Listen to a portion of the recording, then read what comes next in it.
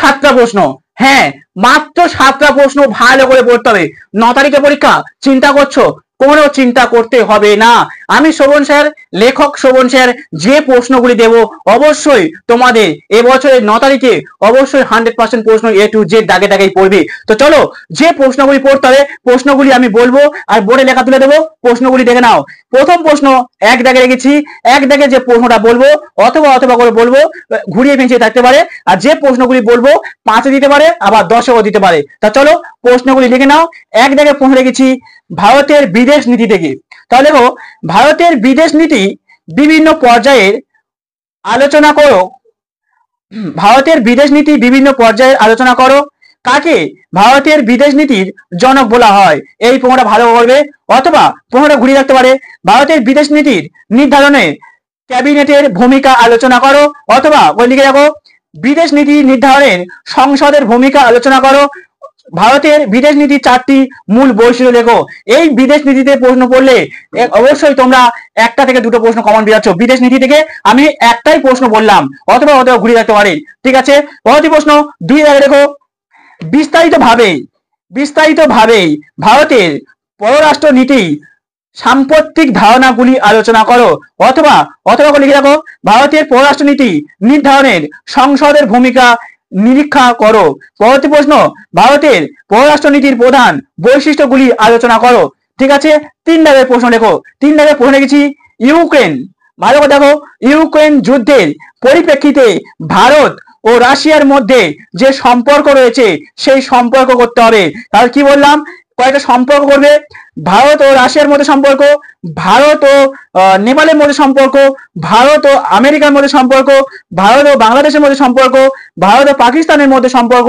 এই যে দেশগুলি, যে প্রতিবেশী দেশগুলো, ভারতের যে প্রতিবেশী দেশগুলি রয়েছে সেই দেশের যে পারস্পরিক সম্পর্ক রয়েছে সেই সম্পর্কগুলি অবশ্যই করতে হবে। কি বললাম, এটা 3 নম্বর দাগে যে প্রশ্ন বলছি এটা স্টেপ মাত্র। এই যে স্টেপ বলছি এখান থেকে 2টো থেকে 3টে প্রশ্ন কমন পেয়ে যাবে। তাহলে লেখো কি বলছি এখান থেকে, 3 নম্বর স্টেপ থেকে, ভারত ও রাশিয়ার মধ্যে সম্পর্ক, ভারত ও নেপালের মধ্যে সম্পর্ক, ভারত ও আমেরিকার মধ্যে সম্পর্ক, ভারত ও বাংলাদেশের মধ্যে সম্পর্ক, ভারত ও পাকিস্তানের মধ্যে সম্পর্ক। অথবা এই যে প্রশ্নটা বললাম ভারত ও পাকিস্তানের মধ্যে সম্পর্ক, এটা ঘুরিয়ে রাখতে পারে। কি রাখতে পারে না, 35A, কি বললাম, 35A ধারার উচ্ছেদের কি প্রভাব পড়েছে ভারত ও পাকিস্তানের সম্পর্কের মধ্যে।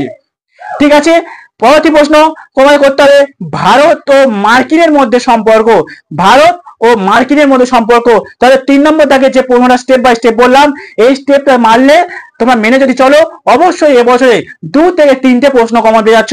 তাহলে চলো 4 দাগে প্রশ্ন দেখো। 4 দাগে প্রশ্ন রাখা হচ্ছে ভারতের পররাষ্ট্রনীতির প্রধান বৈশিষ্ট্যগুলি উল্লেখ করো। পরবর্তী প্রশ্ন, সিমলা চুক্তির, হ্যাঁ 5 দাগে প্রশ্ন, সিমলা চুক্তির উপর একটি টিকা লেখো। সিমলা চুক্তির উপর একটি সংক্ষিপ্ত টিকা লেখো। পরবর্তী প্রশ্ন, জোট নিরপেক্ষ, কি বললাম, জোট নিরপেক্ষ আন্দোলন ভারতের ভূমিকা সম্পর্কে সংক্ষেপে লেখো। পরবর্তী প্রশ্ন, অর্থাৎ 7 দাগের প্রশ্ন, শেষ প্রশ্ন, একটাও প্রশ্ন অতিরিক্ত দিলাম না, 7টা তো 7টা দিলাম। তো দেখো,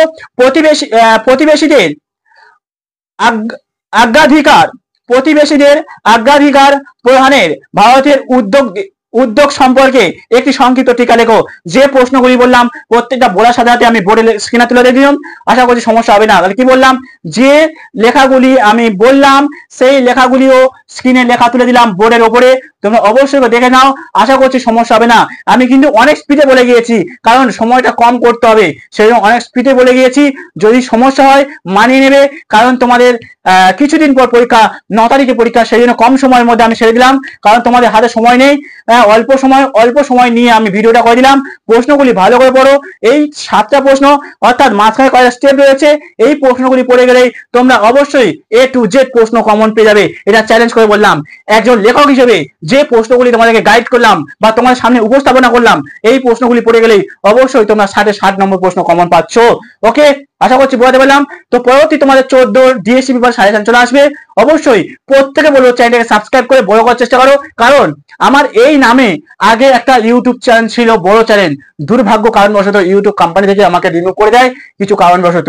ঠিক আছে, তো যাই হোক, সেটা একটা বড় ইউটিউব চ্যানেল ছিল, অনেক বড় ইউটিউব চ্যানেল ছিল, প্রায় 10K 11K সাবস্ক্রাইবার ছিল। তো সেটা কিছুদিন আগে বন্ধ করে দিয়েছে। তো আবার তোমার জন্য দিন রাত এক করে সাজেশন করেছি। সাজেশনটা অনেক আগে দিতে পারতাম, কিন্তু ক্যালকাটা ইউনিভার্সিটি এবং ওয়েস্ট বেঙ্গল স্টেট ইউনিভার্সিটি পরীক্ষা চলছিল, সেই জন্য ওদের সাজেশন দিতে ব্যস্ত ছিলাম, সেই জন্য তোমাদের দিতে পারিনি। তো তোমাদের পরীক্ষার আগে সাজেশন দিয়ে দিলাম, আশা করি সমস্যা হবে না। প্রশ্নগুলি ভালো করে পড়ো, অবশ্যই তোমরা লাভবান হবে এবং উপকৃত হবে। তো চলো এই পর্যন্ত শেষ করছি। তোমাদের সবাইকে বলবো, রিকোয়েস্ট করবো, তোমাদের বন্ধুদের মধ্যে বেশি বেশি করে শেয়ার করো, এবং তোমরা যদি নিজেদের কলেজে নিজেরা গ্রুপ বানিয়ে থাকো, সেই গ্রুপে বন্ধুদের মধ্যে বেশি করে শেয়ার করে ফেলো, আর নিজেরাও চ্যানেলটাকে সাবস্ক্রাইব করো, আর ভালো লাগলে লাইক করো। পরীক্ষা দিয়ে আমাকে কমেন্ট করো যে প্রশ্নগুলি কমন আসছে কিনা। আমি চ্যালেঞ্জ করে বলছি, পরীক্ষায় আসবে, A to Z আসবে, আসতে হবে। বোঝা গেল? তো ভিডিও এই পর্যন্ত শেষ করলাম। সবাইকে বলবো লাইক, কমেন্ট, শেয়ার, অবশ্যই চ্যানেলটাকে সাবস্ক্রাইব করে সঙ্গে রাখতে হবে। তো ভিডিওটি প্রথম থেকে শেষ পর্যন্ত দেখার জন্য সবাইকে ধন্যবাদ।